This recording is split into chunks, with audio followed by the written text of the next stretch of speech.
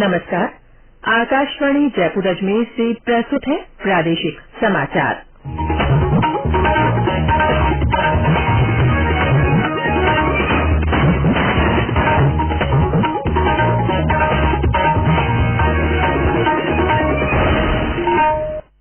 मुख्य समाचार। प्रधानमंत्री नरेंद्र मोदी कल प्रदेश की पहली वंदे भारत एक्सप्रेस रेलगाड़ी को हरी झंडी दिखाकर रवाना करेंगे। केंद्रीय ऊर्जा मंत्री आर.के. सिंह ने कहा, भारत को विकसित राष्ट्र बनाने के लिए गुणवत्तापूर्ण और सस्ती बिजली की आपूर्ति आवश्यक।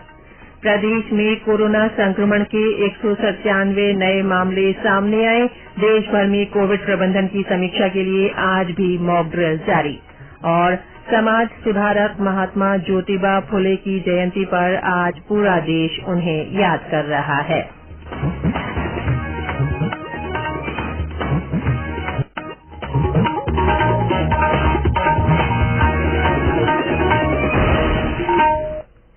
समाचारों के साथ मैं रितिका गुप्ता। और अब समाचार विस्तार से। प्रधानमंत्री नरेंद्र मोदी कल वीडियो कॉन्फ्रेंस के माध्यम से प्रदेश की पहली वंदे भारत एक्सप्रेस रेलगाड़ी को हरी झंडी दिखाकर रवाना करेंगे। रेल मंत्रालय के अनुसार इस गाड़ी की नियमित सेवा 13 अप्रैल से शुरू होगी। ये रेलगाड़ी अजमेर और दिल्ली के बीच चलेगी तथा जयपुर, अलवर और गुड़गांव में रुकेगी। वंदे भारत एक्सप्रेस 5 घंटे 15 मिनट में दिल्ली और अजमेर के बीच की दूरी तय करेगी। इस ट्रेन से प्रदेश के प्रमुख पर्यटन स्थलों पर पहुंचने में भी आसानी होगी। केंद्रीय ऊर्जा मंत्री आर.के. सिंह ने कहा है कि भारत को विकसित राष्ट्र बनाने के लिए गुणवत्तापूर्ण और सस्ती बिजली की आपूर्ति आवश्यक है। श्री सिंह कल नई दिल्ली में राज्यों की ऊर्जा कंपनियों के साथ समीक्षा, योजना और निगरानी संबंधी 2 दिन की बैठक की अध्यक्षता कर रहे थे। उन्होंने कहा कि देश में बिजली की बढ़ती मांग को पूरा करने के लिए बिजली उत्पादन में निवेश जरूरी है। श्री सिंह ने कहा कि स्मार्ट प्रीपेड मीटर प्रणाली बिलिंग और भुगतान की समस्या का एकमात्र समाधान है। राजस्थान सहित आंध्र प्रदेश, कर्नाटक, केरल और तेलंगाना वर्ष 2021-2022 की राज्य ऊर्जा दक्षता सूचकांक में शीर्ष पर है। ऊर्जा मंत्री आर.के. सिंह ने कल नई दिल्ली में इसकी रिपोर्ट जारी की। इस अवसर पर श्री सिंह ने ऊर्जा परिवर्तन के साथ सतत विकास सुनिश्चित करने पर जोर दिया। श्री सिंह ने कहा कि देश की जलवायु प्रतिबद्धताओं में प्रभावी ढंग से योगदान के लिए राज्यों की ऊर्जा दक्षता प्रगति और परिणामों की समय समय पर निगरानी आवश्यक है। निर्वाचन आयोग ने आम आदमी पार्टी आप को राष्ट्रीय पार्टी का दर्जा प्रदान किया है। वहीं तृणमूल कांग्रेस, भारतीय कम्युनिस्ट पार्टी और राष्ट्रवादी कांग्रेस पार्टी से राष्ट्रीय पार्टी का दर्जा वापस ले लिया है। आयोग ने एक आदेश जारी कर कहा कि आम आदमी पार्टी ने राष्ट्रीय पार्टी के रूप में मान्यता प्राप्त करने की शर्तों को पूरा कर लिया है। आयोग ने मणिपुर और अरुणाचल प्रदेश में तृणमूल कांग्रेस, पश्चिम बंगाल तथा ओडिशा में भारतीय कम्युनिस्ट पार्टी और गोवा, मणिपुर और मेघालय में राष्ट्रवादी कांग्रेस पार्टी का राज्य स्तरीय पार्टी का दर्जा वापस ले लिया है। और अब प्रस्तुत है आकाशवाणी के लोकप्रिय कार्यक्रम प्रधानमंत्री की मन की बात पर आधारित विशेष श्रृंखला। आज की कड़ी का विषय है वर्षा जल संरक्षण। बारिश के पानी का सही संरक्षण और सदुपयोग से दुनिया को जल संकट से बचाया जा सकता है। मन की बात कार्यक्रम में 30 जून 2019 को प्रधानमंत्री नरेंद्र मोदी ने पानी की समस्या पर अपनी राय जाहिर की। पानी की कमी से देश के कई हिस्से हर साल प्रभावित होते हैं। आपको आश्चर्य होगा कि साल भर में वर्षा से जो पानी प्राप्त होता है उसका केवल 8% हमारे देश में बचाया जाता है। सिर्फ 8%। अब समय आ गया है इस समस्या का समाधान निकाला जाए।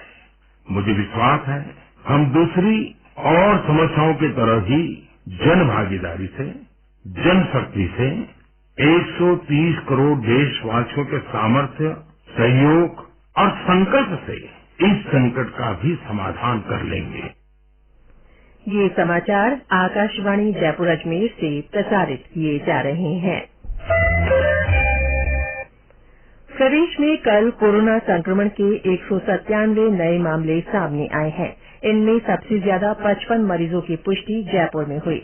राजसमंद में 35, झालावाड़ में 22, जोधपुर और उदयपुर में 16-16, अलवर में 13, अजमेर में 10, पाली में 8, बांसवाड़ा में 5, बूंदी और टोंक में 4-4, चित्तौड़गढ़ में 3, चूरू में 2, श्रीगंगानगर और कोटा में 1-1 नया मामला सामने आया।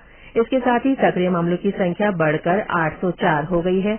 कल इस बीमारी से 3 लोगों की मृत्यु भी हुई। इनमें 2 मरीज झालावाड़ के और 1 मरीज बीकानेर का है।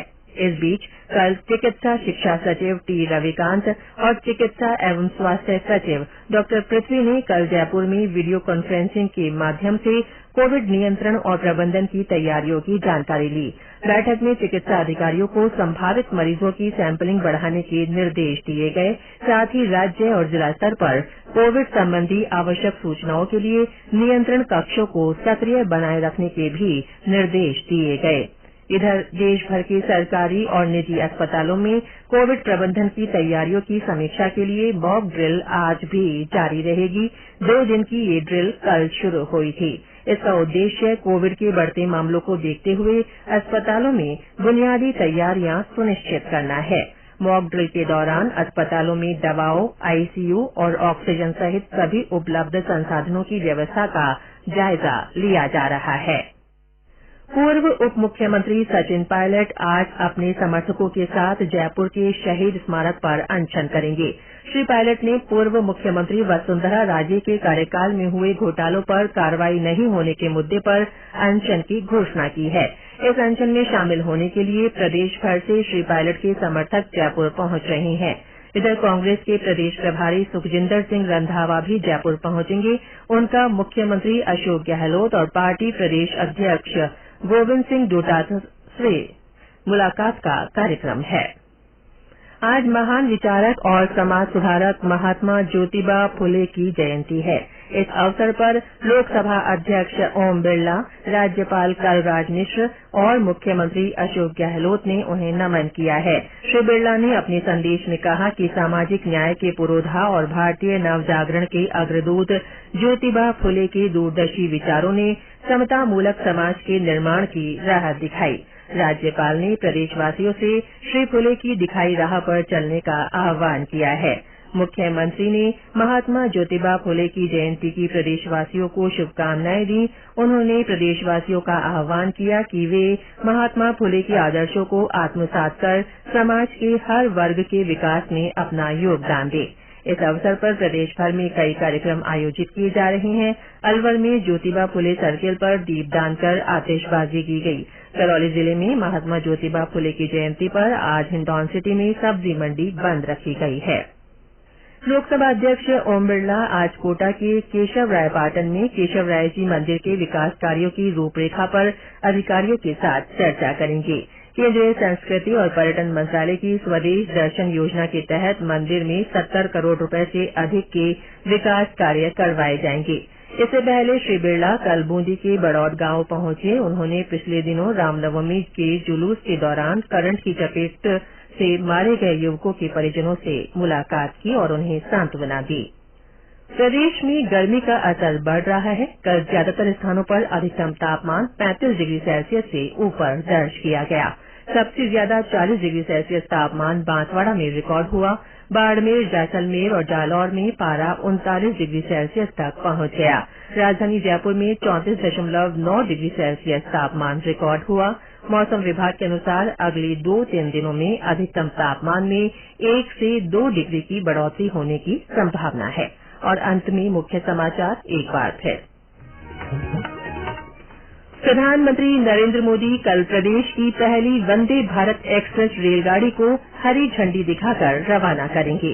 केंद्रीय ऊर्जा मंत्री आर.के. सिंह ने कहा है कि भारत को विकसित राष्ट्र बनाने के लिए गुणवत्तापूर्ण और सस्ती बिजली की आपूर्ति आवश्यक है। प्रदेश में कोरोना संक्रमण के 197 नए मामले सामने आए हैं। देश भर में कोविड प्रबंधन की समीक्षा के लिए आज भी मॉक ड्रिल जारी है। और समाज सुधारक महात्मा ज्योतिबा फुले की जयंती पर आज पूरा देश उन्हें याद कर रहा है। इसके साथ ही प्रादेशिक समाचार बुलेटिन समाप्त हुआ। नमस्कार।